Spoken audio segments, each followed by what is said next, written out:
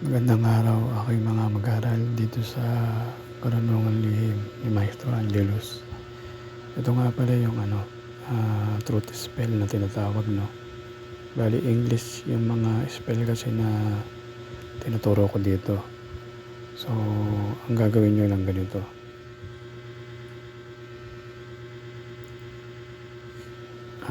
Gagamitin nyo to para magsabi siya ng katotohanan, no? So, English to, babanggitin nyo tong buong buong salita, itong word by word. Tapos, bali isusunod nyo yung pangalan niya, no? So, kunwari ganito. To see the truth, to know the way, I cast a spell in every way. With the power of 3, I conquer thee, I give my thy truth unto me.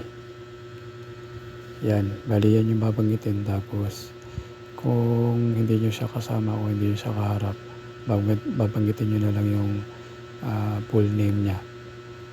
Pero kung kaharap mo siya, hindi mo kasi ito pwede banggatin sa kanya kung kaharap mo siya, no? So, kung gusto mo siya magsabi sa'yo ng katotohanan, no? Na hindi siya magsisinungaling.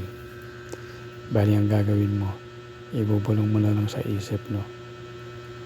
So, sa isip mo to babanggitin para hindi niya marinig na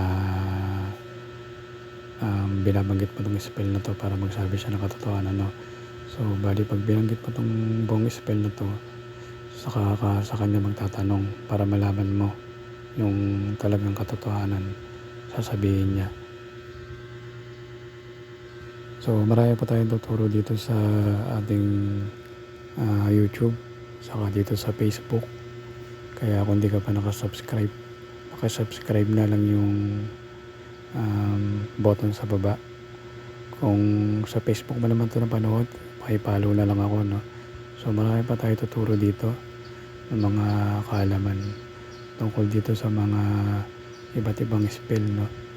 Na pwede nyong gamitin sa araw-araw. So, hanggang dito na lang sa susunod na pagtuturo ulit natin ng mga spell.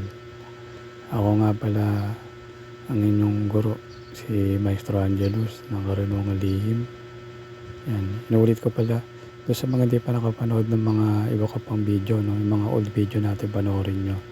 Nandiyan lang naman yan dito sa mga videos natin, pakihanap na lang. Salamat.